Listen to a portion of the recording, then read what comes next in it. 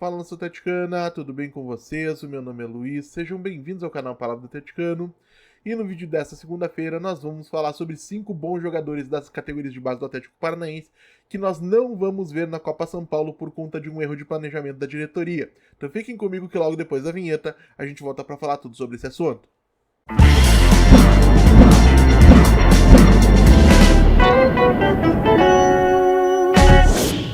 Então vamos lá para o tema do vídeo de hoje, pessoal, porque na noite do último sábado, dia 28 de dezembro, eu publiquei um vídeo aqui no canal Palavra do Atleticano analisando uma série de erros cometidos pela diretoria do Atlético Paranaense no planejamento para a temporada 2025. E dentre esses erros eu destaquei com bastante veemência a mudança de postura do clube em relação à disputa do Campeonato Paranaense, onde inicialmente o Furacão iniciaria a competição como equipe de aspirantes, e posteriormente houve uma mudança onde ficou decidido que o elenco principal disputaria o torneio desde a primeira rodada. Por esse motivo, pelo fato de que a mudança de opinião da diretoria encabeçada pelo presidente Marcelo Petralha ocorreu depois do término do período de inscrições da Copa São Paulo de Futebol Júnior 2025, muitos jogadores das categorias de base que não haviam sido inscritos na Copa São Paulo porque disputariam o Campeonato Paranaense, agora não disputarão mais o Campeonato Estadual ou terão minutagem bastante reduzida e também não foram inscritos na Copa São Paulo. E no vídeo de hoje a gente vai trazer uma lista de jogadores, de 5 jogadores para ser mais preciso, de bom nível, promissores e que poderiam fazer parte do elenco ao longo da próxima temporada e que provavelmente tiveram aí o seu desenvolvimento, o seu desenvolvimento profissional atrapalhado ou atrasado por essa decisão. E antes de mais nada, eu vou deixar bem claro que não estarão nesta lista o goleiro Mikael, o meio-atacante João Cruz e o atacante Emerson, porque estes fazem parte do elenco principal desde a última temporada. Emerson que, por sinal, segundo as últimas informações, atraiu o interesse do Botafogo, assim como o goleiro Léo Link pode deixar o Furacão, algo que eu particularmente não gostaria, mas vamos acompanhar aí os desdobramentos dessa história. E além desses 3 que eu mencionei, Mikael, João Cruz e Emerson, também não estarão presentes nessa lista o zagueiro Arthur Dias, o lateral esquerdo Leonardo Derek e o meio-atacante Dudu, que são destaques da equipe sub-20 do Atlético Paranaense em 2024 e jogadores da seleção brasileira da categoria. Não serão mencionados porque desde o início o planejamento da próxima temporada envolvia a utilização desses jogadores no Campeonato Paranaense e eles têm participado da pré-temporada para serem testados durante o torneio estadual, então eu não vou considerá-los, vou falar de outros 5 nomes.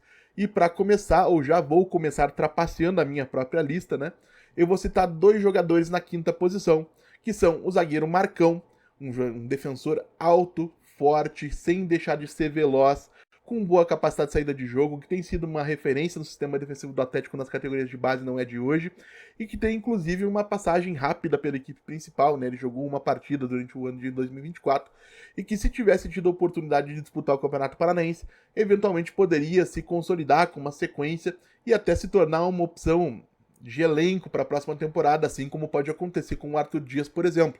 O Atlético poderia encontrar 2 boas soluções para as categorias de base se tivesse preservado a decisão de pelo menos iniciar o Campeonato Paranaense com a equipe de aspirantes. Eu já deixei muito claro aqui nos meus vídeos que se a decisão fosse minha, a equipe de aspirantes disputaria o Campeonato Estadual de cabo a rabo. Além do Marcão, eu coloquei na 5ª posição o lateral direito, Léo Ataíde. Léo Ataíde que é um jogador de força física, de velocidade, mas que teve um ganho de qualidade técnica importante nas últimas 2 temporadas, eu diria. Até porque em 2024, por exemplo, ele nem atuou a maior parte do tempo na lateral direito, ele jogou como meio-campista, como volante.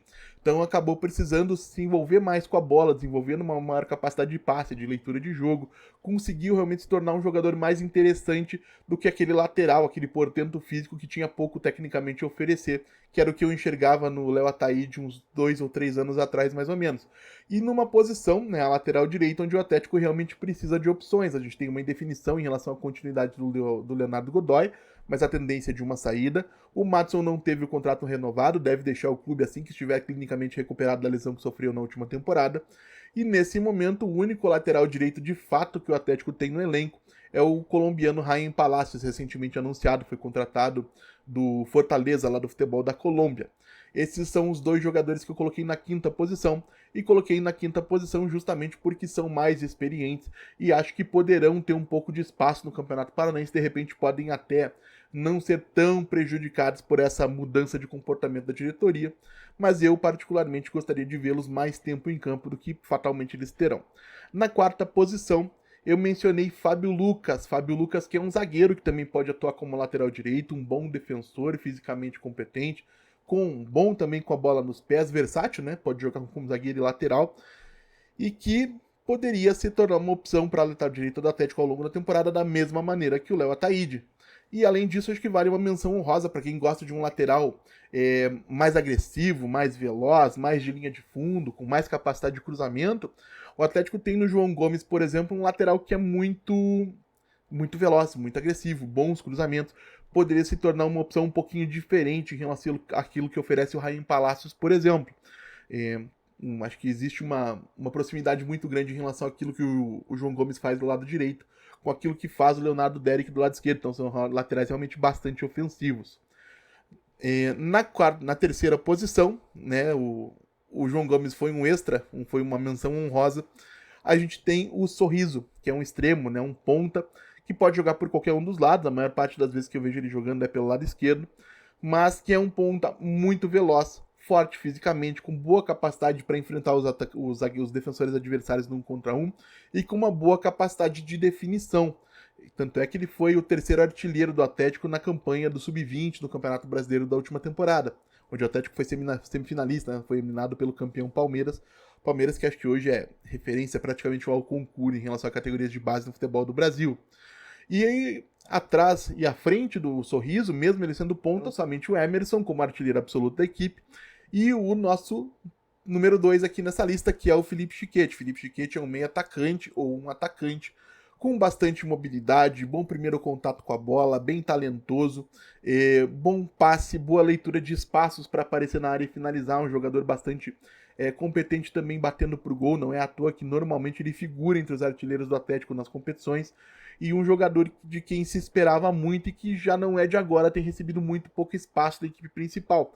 Não fosse a utilização do elenco principal desde a primeira rodada, eu imagino que fatalmente o Felipe Schiquetti estaria aí entre os titulares do Atlético para o início do Campeonato Paranaense, poderia desabrochar aí como uma boa esperança na temporada, até como uma opção de lado de campo, por exemplo, onde o Atlético tende a ter poucas opções nesse início, até porque Canóbio pode sair, Coelho deve sair, então o Atlético realmente vai precisar de opções para essas posições, e o Felipe Schiquetti com um pouquinho de cancha, com um pouquinho de experiência, com um pouquinho de maturidade profissional adquirida no futebol, ele poderia sim ser uma peça interessante para a próxima temporada. E na nossa primeira posição, eu coloquei a equipe até por um efeito de novidade, né? O Atlético contratou recentemente o atacante Caio Suassuna, destaque da equipe sub-17 do Cruzeiro em 2024, que chegou ao Furacão sob a promessa de que disputaria o Campeonato Paranaense com a equipe de aspirantes, com vistas a ser utilizado na equipe profissional se ele conseguisse manter o nível de destaque que ele vinha tendo lá no Clube Mineiro até então. E esse realmente é um jogador bem interessante, tá? Em 2024, ele começa a temporada no Náutico, né? Ele não começa no Cruzeiro. Quando ele sai do Náutico, ele era o artilheiro do Campeonato Pernambucano Sub-17. Ele chega ao Cruzeiro e termina o ano artilheiro do Campeonato Mineiro Sub-17 e artilheiro do Cruzeiro Sub-17 na temporada. Então é um jogador muito bom realmente, não é de agora que se ouve falar do Caio Suassuna.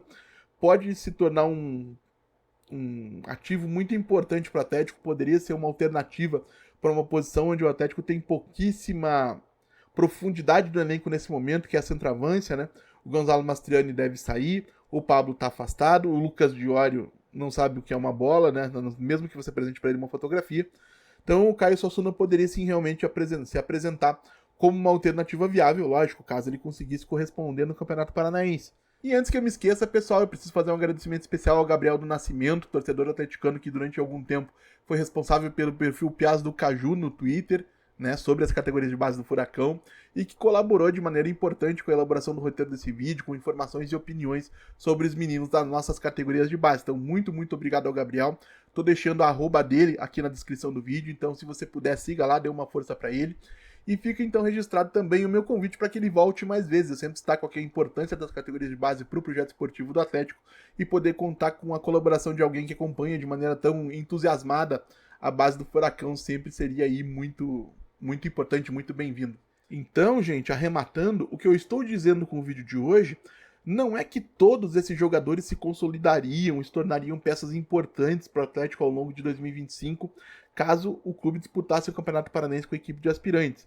Agora, da maneira como aconteceu, com essa decisão tendo sido tomada e impedindo também a inscrição desses jogadores na Copa São Paulo, a verdade é que o Atlético diminui muito por um erro da diretoria no planejamento da próxima temporada a possibilidade de poder contar com pelo menos alguns deles ocupando espaços e lacunas que existem no elenco, sendo que alguns desses nomes poderiam inclusive surpreender, se tornar destaques. Existem dentro desses nomes que eu mencionei, que foram inclusive mais de 5, trouxe aí menções honrosas ao longo do caminho, digamos assim.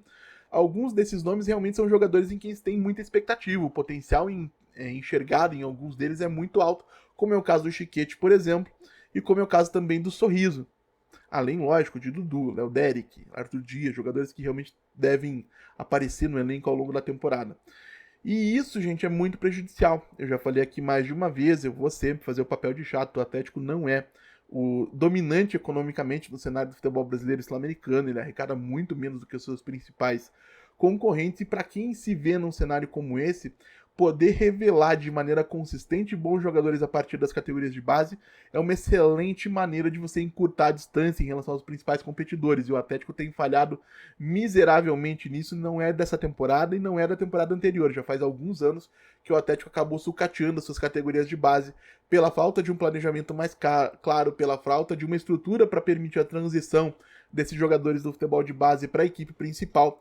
O Atlético realmente precisa rever muita coisa e já começa 2025 da maneira errada. Agora, lógico, o Atlético estreia na Copa São Paulo na noite da próxima sexta-feira, 21h45, né, dia 3 de janeiro, lá em Osasco, enfrentando a Ferroviária de Araraquara. E nós estaremos na torcida para que alguns desses jogadores possam realmente se destacar, ou na realidade alguns dos jogadores que foram inscritos na Copa São Paulo, porque esses não estarão, possa se destacar, possa aparecer bem, eventualmente possa até chegar à equipe principal nesse ano. O Atlético realmente precisa começar a olhar com um pouco mais de carinho para sua base. Mas quero saber também a opinião de vocês, claro, o que vocês acharam do vídeo de hoje, em quem vocês têm mais expectativas desses jogadores que eu mencionei, né? Além dos nomes da lista, o Arthur Dias, o Leonardo Derek, o Dudu, o que vocês esperam deles para a próxima temporada. Deixem aí nos comentários, como sempre digo aqui, eu leio todos. E se você está chegando agora, eu vou pedir que você deixe o seu like, se inscreva no canal Palavra do Atleticano, compartilhe com o conteúdo em redes sociais.